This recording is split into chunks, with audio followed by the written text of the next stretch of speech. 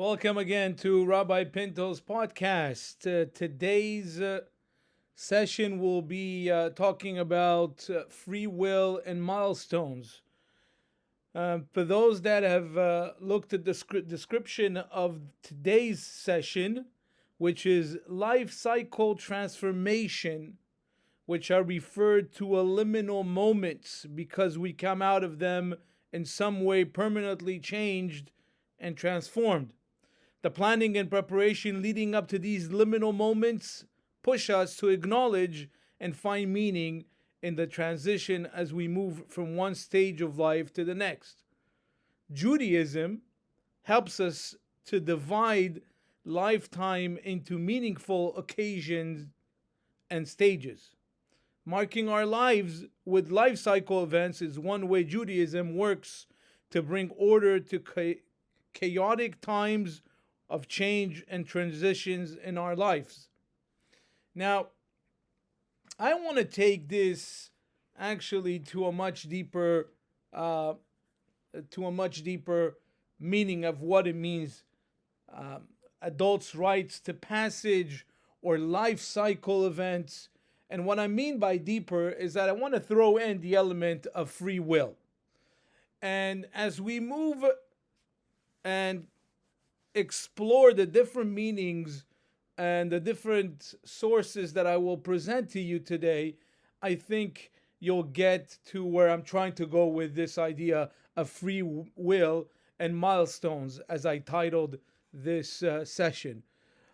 So let's start with the first source, and I'll read you and I'll quote the source, which is from King Solomon, and it's from Kohelet in chapter 3, verse 1 to verse 18.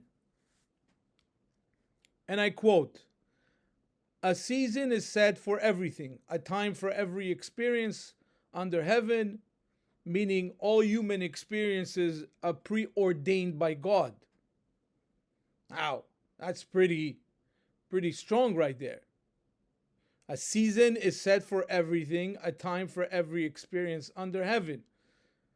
Now, I would have just thought that everything has its time, but classic commentators say that no, this is actually telling us that all human experience are preordained by God. And now we'll start enumerating these experiences or the different stages, if you will. A time for giving birth, meaning being born, and a time for dying. A time for planting, and a time for uprooting the planted. A time for slaying, and a time for healing, meaning there is a time for wrecking and a time for repairing. A time for tearing down and a time for building up. A time for weeping and a time for laughing. A time for wailing and a time for dancing. A time for throwing stones and a time for gathering stones. A time for embracing and a time for shunning embraces. A time for seeking and a time for losing. A time for keeping and a time for discarding. A time for reaping and a time for sowing. A time for silence and a time for speaking. A time for loving and a time for hating. A time for war and a time for peace. Now, King Solomon seems to imply, as I just mentioned, that we have basically no control over the different stages of our lives. Everything is preordained by God. Now, we know that as a truth to a certain extent, but to another extent, we do have some control over our lives. And what part of our lives do we have over control of? Well, let's see what the Talmud says about that. What we know for sure is that King Solomon seems to imply that we don't really have any control. All of our experiences are preordained. So let's move forward to the next Talmudic source and see exactly or approximately at least, at what are the things that we do have control over. So, the Talmud and Tractate Nida on page 16, it says as follows: the angel that is appointed over consumption is called night. In Hebrew, that's Laila. And that angel takes the drop of semen from which a person will be formed and presents it before the Holy One, blessed be He, and says before him, Master of the universe, what will be of this drop? Will the person fashioned from it be mighty or weak? Will he be clever or stupid? Will he be wealthy or poor? The Gemara notes, but this angel does not say, will he be wicked or righteous? And this, the Talmud agrees, that is in accordance with the statement of Rabbi Hanina, as that says as follows: everything is in the hand of heaven except for fear of heaven. People have free will to serve God or not. And as it stated, and now Israel, what does the Lord your God ask of you other than to fear the Lord your God? This is a verse from Deuteronomy. The fact that God asks the Jewish people to fear him indicates that it is a person's choice to do so. Now, from this Talmudic passage, we learned that we have limited control over the choices and outcomes in our lives. It is interesting to know that although we have limited influence on certain aspects of our lives, specifically those related to our material and physical being, as we've seen in some of the example, whether the person will be wealthy, whether he will be mighty or weak, clever or stupid, wealthy or poor, which are more of the material as indicated by wealth, and physical, whether indicated by the person's weakness or strength. We do have control over the things that define who we are.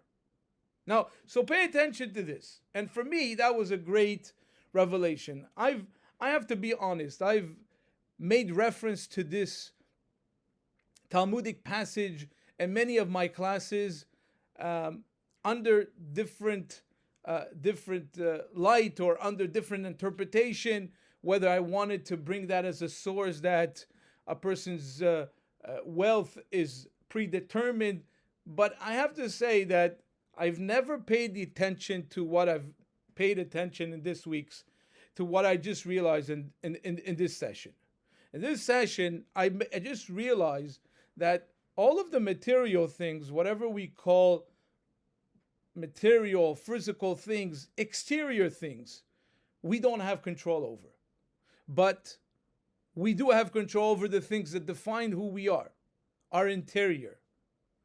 God gives us wealth, strength, beauty, health, and other corporal blessings, but our spiritual well-being, moral values, and ethical qualities are entirely up to us. We have control over our inner identity, while God gives us the tools or the blessings to bring into expressions our inner potential, self-actualization. In other words, we do not decide what we will have, but we do choose who we want to be. And I think this is a very important point here that's clearly in the Talmud's approach. What is also very interesting to note that the renowned psychologist and social philosopher that you know very well, Erich Fromm, teaches exactly these ancient ideas in his book, To Have or To Be. And look, pay attention to the title. We just spoke about either having or being. Having is not up to us. Being is up to us.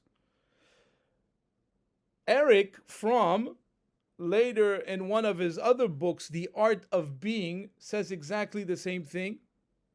He teaches us to avoid the tantalizing illusions of our consumer-driven world by learning to function as a whole person from a state of inner completeness or being.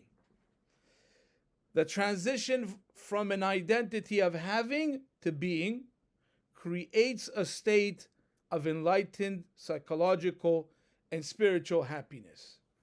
Now, wow, that just blew me away. I've read some of Eric Fromm's books, but to see that in the actual Talmud that has been written over 1,000 years ago, and to refine these modern day ideas of the consumer society, consumerism society that we live in, that just blew me away. To see that in the actual Talmud. And you actually have to look a little bit deeper than when you look out in the Talmud to bring that out. And I'm happy that I was able to bring that out in the Talmud as I was searching for different sources that speak about our free will and ultimately the way we celebrate our milestones. Fromm observes that the modern person is less a self-reflective being than a composite of data promoted by the mass media. And he encourages us to pursue true self-awareness beyond simple political, ideological, and religious cliches. By learning to be centered, Fromm says, in the self, the individual is less swayed by the endless pressure and dissatisfactions of the culture of consumerism.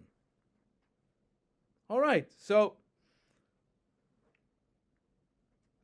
what we just learned is that where our focus should be.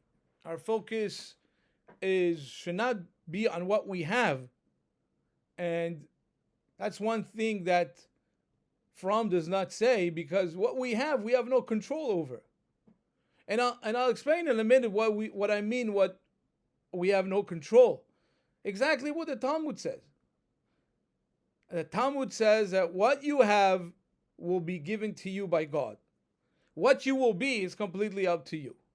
Now, Fromm says something from a more psychological aspect as where should our drive be? Our drive should be towards what we have or what we should be. And his conclusion is that our drive should be of what we should be, our inner selves. Now, while we are on the topic of free will, I want to clarify one thing. That although we have limited free choice on the things we have and acquire, as we just noted in Talmudic passage, we do have the free will on how much we want to pursue and indulge in consumerism. Also, the handout that we receive from the heavens should not be mistaken and used as an scapegoat to our behaviors and attitude towards materialism and the ways we acquire it. And let me explain what I mean by that. And let me just put everything together. The Talmud says that God gives you the material blessings. Now, how do you behave with those material blessings? That Fromm tells us, well, be aware. Materialism can take you to places where you don't want to go, because life is not about what we have, it's about where we want to be and what we want to be. And that, the Talmud says, is completely up to us. So you join all those ideas together, is that God gives us our materialism. How do we behave with it? It's up to us. And we want to focus on what we want to be. Maimonides, in his introduction to the ethics of the Fathers, explains our relationship towards material and precisely the way we acquire them. And he says as follows, one should not be mistaken in this statement found in the sayings of the rabbis that we just quoted.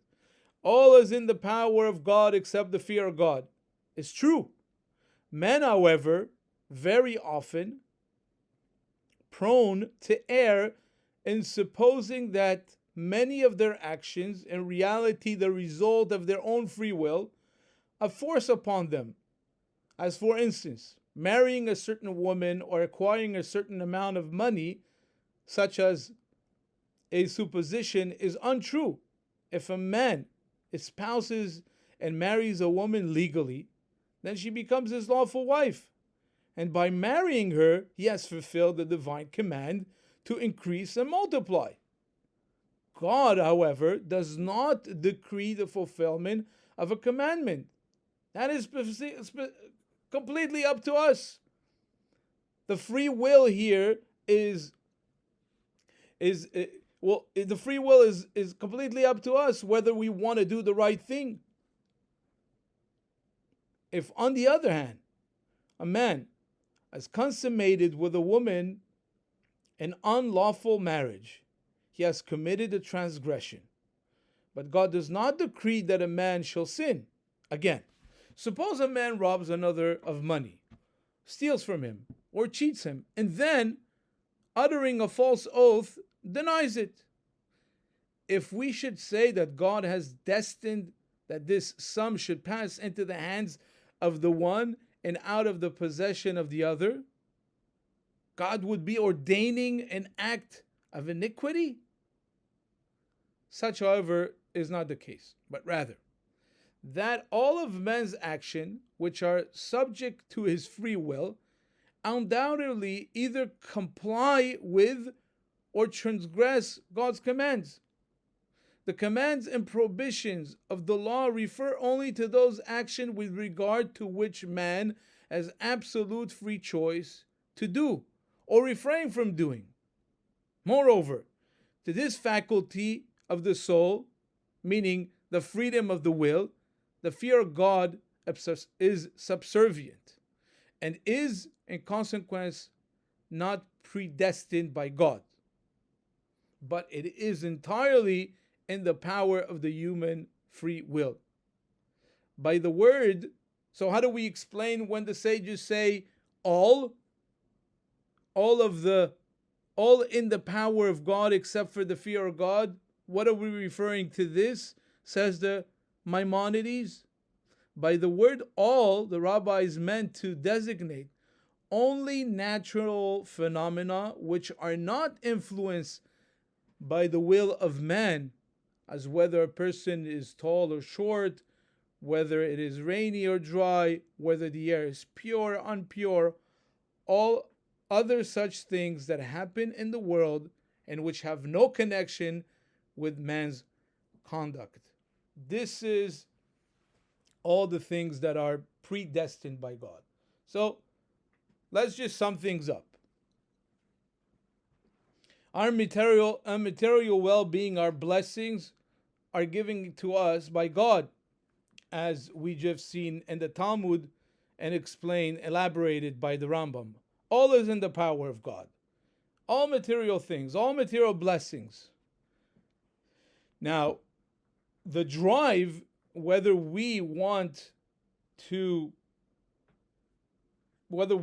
pursue our material being more than our spiritual ones, that is up to us completely. That is up to us whether we want to be more spiritual or material. Furthermore, one cannot say, well, look, I stole from this guy, or I did something bad, and all those things are predestined by God. Material things are given to me by God Himself. That is untrue, because those are in the realm of moral choices, ethical. Those are within my capacities to choose to do the right thing. And that itself is given to me. What I will be and what I will choose to be is entirely on the way I choose to lead my life. Now, when we so how do we apply all of this idea of free will into life cycle events or milestones and transformation in our lives? We would have to let's venture and go to another source that is brought in the Pirkei Avot and the chapters of the fathers, or translated as the ethics of the fathers. Um, the ethics of the father is a unique tractate of the Mishnah in that it contains no halacha, no Jewish law. Instead, it's a compilation of ethical teachings of the rabbis. The rabbis of the Mishnah were living in a time when all they knew had turned to chaos as a result of the destruction of the temple. The writing of the Mishnah was an attempt to restore order to the chaos. The rabbis teach that the list found in chapter 5 of Avot and the ethics of the father reveal the order beneath the chaos. They go on to teach that this Mishnah that we'll be reciting in just quoting in a few moments, highlights the order. That order can endure. Patterns can be found, and isolated facts can be drawn together to bear meaning. Similarly, life cycle events, acknowledged by Judaism through specific rituals, can be described as an attempt to bring order to chaotic times in our lives. As we transition through the life cycles, these moments are not necessarily chaotic in terms of crisis, but chaotic in terms of changing identities. These transformational moments force us to acknowledge that we are in some way forever changed and transformed. And let me right now quote this Pirkei Avot in chapter 5, Mishnah 21. Sages used to say, at 5 years of age, the study of scripture. At 10, the study of Mishnah. At 13, subject to the commandments. At 15, to study Talmud. At 18, the bridal canopy. At 20, for pursuit of livelihood. At 30, the peak of strength. At 40, wisdom. At 50, able to give counsel. At 60, old age. At 70, fullness of years. At 80, the age of strength. At 90, a bent body.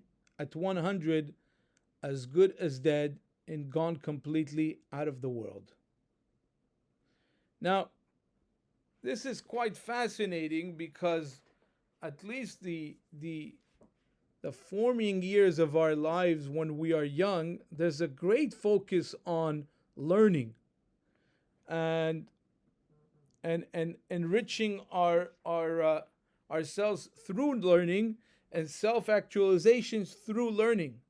And ultimately, when we go through the different stages, whether it's when we are young and we are learning scriptures and then the Mishnah and the Talmudic writings and so forth, and finally we're able to raise ourselves to the pursuit of livelihood. But the basis of everything starts with the be, to be, learning, self-actualization, defining ourselves, finding strength through learning and the Talmudic learnings and the scriptures and so forth. And at the age of 20, when we start looking for our livelihood, we have a strong basis. Now, I want to just explain a little bit and what it means, this chaotic, the chaotic changes that is happening, these transformational moments that Judaism sees at one point something chaotic. So I find this beautiful explanation by Ivan Marcus, which wrote the book The Jewish Life Cycle, Rites of Passage from Biblical to Modern Times. He explains the chaotic transformation and change of identities in three-part structure. And he says as follows: each rite of passage has three-part structure. As the rite begins, there is a stage of separation in which the individual is removed or taken away from the group or identity in which he or she has been living up to this point. The person then is taken through some type of transition from the earlier stage of life to the new stage. This is sometimes called the liminal stage, meaning a boundary. Finally, the individual goes through the third stage of incorporation, during which he or she is made part and parcel of the new stage of life. The individual continues, then goes from something old through something in between and into something new. His Shema explains how each stage of development a person stops being what he or she was, travels along a path of change, and then adjusts to living a new pattern of living. So, my understanding of this is that this is really the process of the chaos. Before building anything, before you transition from one stage to the other, there has to be some kind of decay, some kind of losing oneself, or losing the self that you were before and transitioning into the new self. Just like, I guess, a seed. When you plant it in the earth, it has to decay first before it starts sprouting. So there's a stage of kind of complete abnegation and decay as we forget our identity, and the seed, just like the seed that decays inside the earth right before it sprouts. And the stage right before it starts to sprout in the earth, it reaches to a stage of almost complete decay, almost completely disappearing. And then at that specific moment, that passage, as he travels along, when it changes from a seed to decay, and then ultimately adjusting to a new pattern, a pattern of living. And it seems that everything in life, and this is kind of like a chaos, right? Because for every state of order, there has to be some kind of a chaos. In order to change, some kind of a revolution that has to happen within. So when I reach a certain milestone in my life, I kind of have to let go of who I was before. I have to free myself of all prior accomplishments, or I have to free myself of who I was before that point. And as I walk through this milestone and get closer to it, I start to feel the change within myself until I finally have to adjust to the new position that I'm in, or to the new stage of my life. I think I will venture to say that creation is very similar to that. I mean, again, I don't want to get too involved in this, but I'll throw some food for thought. Creation. In a time of creation, there has to be chaos before we get to the stage of creation itself. So there's complete chaos, there's a transition and a travel time of 6 days until we ultimately get a full creation of the day of Sabbath, which is the ultimate day of creation, if you will. So that's kind of the same transition. And when we speak about milestones, each one of us has to go through this chaos in order to get there. But as we go through these milestones, and we go through, we go through these different stages of our lives, uh, we have the ability to decide whether our milestones are really something worth celebrating. Is there anything happening? If the things that are happening in our lives are just happening because we've became a bar mitzvah or a bat mitzvah, or we just graduated, and we just had some kind of accomplishments in our lives, and or we reached the age of 60, and that's a milestone. That's definitely something to celebrate, and especially when or we even reached the age of 50 according to the Pirkei Avot, which were after reaching the age of 40, when we reach to our wisdom, we're able to not only be wise, but we're also able to give counsel. That's a milestone. But those milestones that we so much want to reach, and those different stages of our life that we should celebrate, but we also have to ask ourselves, is this just these things happening on their own? Am I just being a bar mitzvah, or am I just or bat mitzvah? Things are just happening, and do I have anything to do with it? Do I take an active part in those milestones? Are those stages of my life really worth celebrating? So finally, to answer this question, I want to bring you back to an episode in Scripture. Now, while in the desert, in one of the shameful moments of the Jewish people, and unfortunately there were a few, the people have complained to Moses that they wanted some meat. They were tired of the repetitive manna menu. They needed to sink their teeth into some real beef. Moses threw himself down and could not believe the attitude of the people. God reassured him that he will give them what they are exactly asking for. Moses seems not satisfied, and he attempts to understand why in the heck would God fulfill their request. In a way, according to one Talmudic interpretation, he questions God's decision. Why should you, says Moses, grant them their request? And he explains himself. No matter what you will do or give them, they will always question you. They are never happy. The point is not what you will give or do. They just want to criticize, to nudge, to kvetch.